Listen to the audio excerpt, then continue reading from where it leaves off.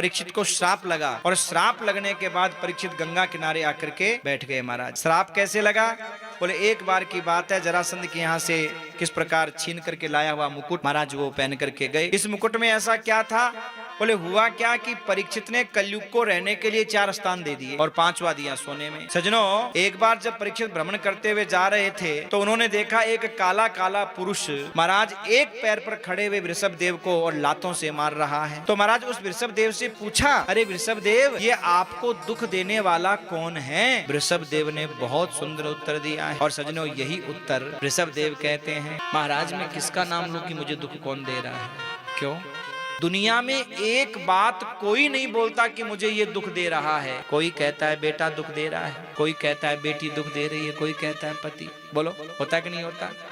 कोई बोलता है हमारी तो राशि खराब चल रही है, 2 महीने बाद ठीक आएगी। वृषभ देव ने कहा कि कोई किसी को दुख नहीं देता, हर आदमी का किया हुआ कर्म ही उसे दुख देता है। तो आज जिस दुख में तुम डूबे हुए हो ना, किसी को दोष मत दो, उस दुख के कारक तुम स्वयं हो। परीक्षित ने कहा महाराज मैं समझ गया, क्या बुरे आदमी की बुराई करना भी अधर्म का भागी बनना है, इसलिए आप इसकी बुराई नहीं कर रहे हो। पर ये जो आपको तकलीफ देने वाला है ना, दुख देने वाला है ना, मैं इसको छोड़ने वाला नहीं हूं। और महाराज तलवार निकाल ली मारने के लिए। जब मारने के लिए तलवार निकाली तो महाराज वो काला काला पुरुष शरण में आ गया और शरण में आकर के कहने लगा, भगवान मुझे रहने के लिए कोई स्थान दे दो।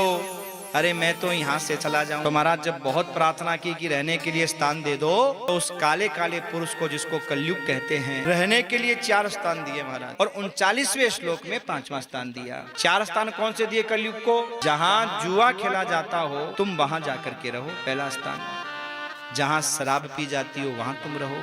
जहाँ हिंसा होती हो, चाहे वो जीवों की चाहे रिश्तों की, माँ बेटे का, बाप बेटे का रिश्ता है और बेटा बाप की बात न मान करके आंख दिखा दे, बस उसी घर में कलयुग आ जाएगा मेरे भाई।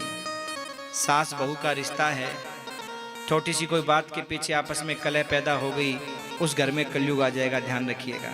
हाँ, चौथा दिया, बोले पर स्त्री के माथे में कलयुग का वास होता है। थोड़ी सी गलत दृष्टि से देखो, निकल करके तुम्हारे माथे में बैठेगा, तुम सोच ही नहीं सकते कि तुम्हारी क्या महिमा है और क्या पद है, क्या प्रतिष्ठा है, सब खत्म महाराज। और जब पुनः याचना की तो 5वां स्थान दिया सोने में। अच्छा देखो, जहां 4 स्थानों में कलयुग बताया है ना, आज की समय में आप देखना इन चारों को बहुत बढ़ावा मिलता है। पहला जुआ, तो आज मोबाइल खोलते सबसे पहले क्या आता है? जुए का प्रचार आता है, ये खेलो वो खेलो। बोलो आता कि नहीं आता है? बच्चों की बुद्धि खराब करने के लिए है, ये जीतो वो जीतो। ऑनलाइन क्लास के नाम पर बच्चों को मोबाइल देना पड़ता है, और मोबाइल दो तो महाराज ये खेलो और वो खेलो। वैसे ही बच्चे जुए सट्टे के चक्कर में चले जाते हैं आज के नवयुवक, और उनको महाराज ऐड प्रचार के माध्यम से आप सिखा दो। पर कलयुग है ना, कलयुग का राजा है, तो राजा इन सब चीजों के लिए बहुत जल्दी महाराज इन चीजों को आगे बढ़ा देता है।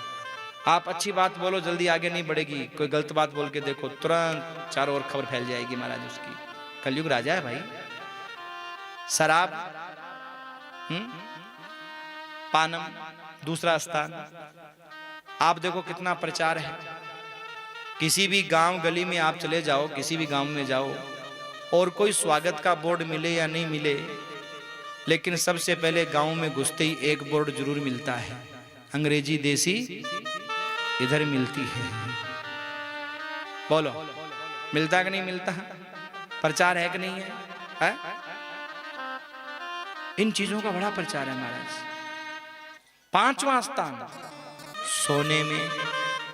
कौन सा सोना? वो जो 8 घंटे खर्राटा लेके सोते हैं वो सोना नहीं, वो पीला पीला सोना जो माताओं को बहुत प्रिय लगता है महाराज। पर उसमें भी एक भेद किया कि कौन से सोने में कलयुग का वास है। उस सोने में कलयुग का वास है जो किसी का छीना गया है, किसी का दबाया गया है, किसी का चुराया गया है। इसलिए कहते हैं सोना खोना भी बुरा और सोना मिलना भी बुरा। सोने में महाराज बहुत खतरनाक है सोना। कलयुग बैठता है सोने के अंदर, ध्यान दीजिएगा। अगर तुम अपने सास ससुर की सेवा नहीं करते हो और उनके संपत्ति को लेते हो, सोने को लेते हो, वो सोना तुम्हारा पेट फाड़ करके निकलेगा। ध्यान रखिएगा मेरे भाई, वो सोना तुम्हें पच नहीं सकता महाराज, क्योंकि उसमें कलयुग का वास है। और सेवा दिखावे से नहीं की जाती है, दिल से की जाती है महाराज। और सजनों, जो राजा परीक्षित ने कलयुग को रहने के लिए 5 स्थान दिए थे, उसमें एक सोना भी था और मुकुट सोने का बना हुआ था। जरासंध के यहाँ से वो छीन करके लाया गया था और महाराज उस सोने के मुकुट में कलयुग विराजमान होकर के और महात्मा के गले में मरा हुआ सर्प डलवा देता है राजा से। महात्मा समीक के पुत्र सिंगी ने हाथ में जल लेकर के श्राप दे दिया, इति लंघित मर्यादम तक्षक सप्तमे हनि। अरे मर्यादा का उल्लंघन करने वाले राजा, आज के 7 दिन बाद तक्षक नाम सर्प का राजा डसेगा और तू भस्म हो जाएगा। राजा को पता चला, सब कुछ छोड़कर गंगा किनारे आ गए और गंगा किनारे आकर के बहुत सुंदर प्रश्न कर दिया महाराज। परीक्षित ने महाराज प्रश्न कर दिया, महाराज जिसके जीवन का कोई भरोसा नहीं है उसे क्या करना चाहिए। प्रथम स्कंद को नमन किया, द्वितीय स्कंद में प्रवेश किया। द्वितीय स्कंद के पहले अध्याय में और पहले श्लोक में और पहला शब्द, पहला अक्षर वकार का उच्चारण करके और इस अमृत बीज मंत्र के द्वारा महाराज परीक्षित को अमर कर दिया।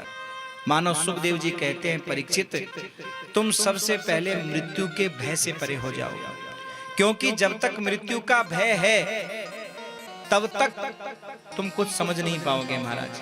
जब तक महाराज मृत्यु का भय है तब तक, तो फिर बोले देखो मृत्यु का भय जब तक है तब तक तुम समझ नहीं पाओगे, इसलिए तुम जो है ना मृत्यु के भय को दूर करो। और देखो तुमने बहुत सुंदर प्रश्न किया है, वरीयाने सते, बहुत अच्छा प्रश्न किया है। क्यों? लोक हितम नृप, हे राजन, जो लोक हित के लिए कार्य किया जाता है उसी कार्य को सर्वश्रेष्ठ कहा गया है। और तुमने उन जीवों के लिए प्रश्न किया है जो अपनी आयु ऐसे ही बर्बाद कर रहे हैं। कैसे बर्बाद कर रहे हैं? जिसको महाराज ज्यादा ताकत चाहिए तो मर्द गुणों की उपासना करो, लंबी आयु चाहिए अश्विनी कुमारों की आराधना करो, और जिसके मन में कोई कामना नहीं है और सब कामना है वो क्या करें?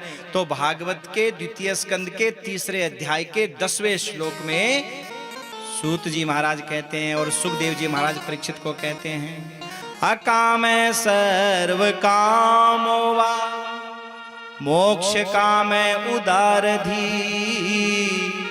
तीव्रेण भक्ति योगेन यजेतः पुरुषम परम। जिसके मन में कोई कामना नहीं है और सब कामना है, उसे परम पुरुष नारायण की आराधना करनी चाहिए। जैसे पेड़ की जड़ में पानी डालने से सब पत्ते डालियों को मिल जाता है, ऐसे भगवान नारायण की आराधना करने से सारे देवता प्रसन्न हो जाते हैं। बोलो भक्त वत्सल भगवान।